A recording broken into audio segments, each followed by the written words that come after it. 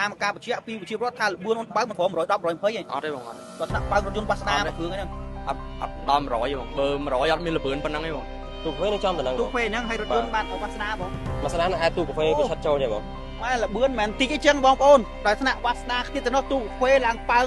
ទៅដល់ចុងឃ្លាំងហ្នឹងបងណាបាទអញ្ចឹងបើបានស្មានក្នុងការបើកពលលបឿនកម្រិតណាទេបងបើសិនជាបងអ្នកធ្លាប់បើកឡានលឿនណាបងរបស់អាចខ្ទង់100ទៅ100ជាងបងដល់100បងបើ100អត់មានលបឿនប៉ុណ្ណឹងទេបងបើ100ខ្ញុំអត់មានបានមកអង្គុយទេ100ខ្ញុំខ្ទប់នៅក្នុងហ្នឹងបាត់ហើយ50 បង50ហ៎បាទតែវាផ្លូវសើមហើយខ្ញុំគិតលឿនពេករថយន្តវាសនាមិនមែនចតនៅកន្លែងទេបាទគាត់ចតកន្លែងនេះបាទហើយទូកាហ្វេមាននៅកន្លែងនេះមួយទៀតបាទរថយន្តបាត់ការកុមារនេះបើកមកបុកបាទបណ្ដាលហោះបាទរថយន្តនិងទូកាហ្វេប៉ៅស្ទុយតែម្ដងបាទមើលទូកាហ្វេប្រិមជនបាទនេះទូកាហ្វេបាទអូប្រិមជនហើយលបឿនបាទកម្រិតណានេះបាទមាត់ឈឹងតែម្ដងនេះទូកាហ្វេបាទឡើងមាត់ឈឹងតែម្ដងបាទប្រិមត្តទស្សនិកជនលោកស្រីអ្នកនាងកញ្ញាដែលនិយមរកការផ្សាយអង្គភាពសារព័ត៌មានខ្ញុំកណ្ដាលពេញបាត់ជុំសុកណារួមទាំងក្រុមការងារកំពុងតែមានវត្តមានធ្វើសេចក្តីរាយការណ៍បាទករណីបាទគ្រោះថ្នាក់ចរាចរណ៍បាទរថយន្តបាទការកុមារបាទ05មួយគ្រឿងបើកបរលើបណ្ដាផ្លូវជាតិលេខ3សង្កាត់ចំចៅទី2ខណ្ឌពោធិ៍សែនជ័យរាជធានីភ្នំពេញបានបើកអកស្រើជាមួយនឹងកង់3បណ្ដាលឲ្យបុកឲ្យពេញទំហំក្រឡាប់ផ្ងាជើងតែម្ដងហើយរងការខូចខាតបាទរថយន្ត2គ្រឿងបាទរថយន្ត2គ្រឿងបណ្ដារងការខូចខាតបានថតផ្លាកលេខឡានកូនខ្ញុំមកដល់ថតចាថតទៅសកម្មភាពប៉ុណ្ណឹងបានដល់ថតផ្លាកលេខទេបាទប្រិមត្តជនហើយរថយន្តបាទការកុមារដែលមានស្លាកលេខបាទភ្នំពេញ 2W បាទ3864បណ្ដាលឲ្យរងការខូចខាតទាំងស្រុងតែម្ដងបាទដោយគាត់បានលើកឡើងថាកិច្ចកង់3ស្ថានភាពបាទផ្លូវសើមបណ្ដាលឲ្យបួងចង្កូតអត់ផុតបានចូលជាមួយនឹងបាទរថយន្ត Mazda មួយគ្រឿងបណ្ដាលឲ្យខូចខាតបាទនៃទំហំការខូចខាតនេះគឺចំហៀងតែម្ដងតែในការខូចខាតយើងមិនទាន់ដឹងថាទំហំការខូចខាតនេះទឹកប្រាក់ប្រមាណនៅទេប្រជាជនទុកឲ្យភាគីទាំងសងខាងធ្វើការចរចាគ្នាក៏ជួលជាមួយរថយន្តព្រុសមួយគ្រឿងទៀតដែលបាទចតបាទនៅមុខឃ្លាំងមួយកន្លែងបាទដោយរងការខូចខាតផ្នែកខាងក្រោយបាទជាមួយនឹងបាទកញ្ចក់រថយន្តបានរងការខូចខាតខ្ទេចតែម្ដងបាទនេះគឺជាទីតាំងទិដ្ឋភាពនៃកន្លែងកាត់ហេតុតែម្ដងនិងសម្ភារៈផ្សេងៗរបស់បងប្អូនប្រជាពលរដ្ឋបន្តទៀតបាទនៃការខូចខាតនេះបាទទំហំច្រើនមែនទែនបាទតែ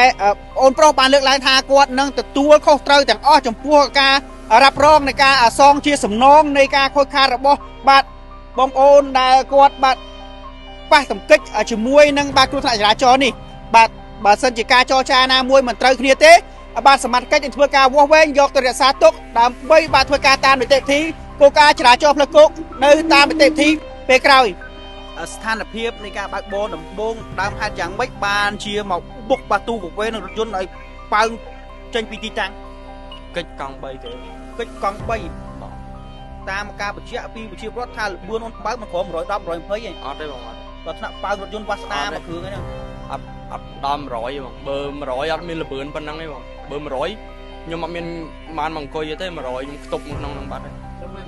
តែទៅកងកិច្ចកង់3បាទកង់3គាត់បើកសອບផ្លូវគ្នាទាំង3ឡាននៅអន្ទឹមខ្ញុំចេះព្រោះខ្ញុំរត់កន្លងកដាលព្រោះខ្ញុំរត់តែ50ទេអញ្ចឹងខ្ញុំរត់កន្លងកដាលអញ្ចឹងឲ្យឡានបត់មុខបត់ចូលច្រកនេះហើយកង់3គាត់នៅគៀននៅអាគៀនផ្លូវហ្នឹងដល់ពេលឡាននឹងបាត់គាត់អត់ឈប់ចាំទេគាត់ឡើងឲ្យផុតឡានហ្នឹងដល់ពេលឡើងមកខ្ញុំដល់គាត់ដែរខ្ញុំអត់ទាន់បើខ្ញុំប្រាំងខ្ញុំបុកគាត់ព្រោះផ្លូវល្អបើខ្ញុំចាប់ប្រាំងភ្លាមវាយហ្នឹងវាថុចញុចអត់ទាន់ទេអញ្ចឹងខ្ញុំគិតចេញក្រៅដល់ពេលគិតចេញឲ្យផុតក្តិតគាត់ហ្នឹងវាគៀកទាំងឡាននេះគៀកទាំងកង់3គាត់ដល់ពេលគិតមកទៅហឹងទៅរេអាកតុយក្រោយហ្នឹងមកការរួមដំណើរមនុស្សប្រហែលអ្នកដែរ3នាក់បងមានការរងរបួសម្ដងមនុស្សទេអត់មានទេបងអត់មានឥឡូវការចរចានៃទំហំការខូចខាតគឺយើងអត់ទាន់បានជួបជាមួយម្ចាស់ភាគីម្ខាងទៀតទេត្រូវទេជួបបងតែគាត់សុំឲ្យគេវាស់វែងសិនសុំឲ្យវាស់វែងគាត់អត់ប្រកបដោះស្រាយនៅនឹងកន្លែងទេណោះគាត់ដោះស្រាយតែគាត់ថាសុំឲ្យគេមកវាស់វែងសិនធ្វើជាសាក្សីចឹងរងចាំតំណាងខាងបងអូនមកចរចានៃការទំហំការខូចខាតរបស់បងប្អូនដែលគាត់ដែលយើងប៉ះពាល់ហ្នឹងអត់ទេបង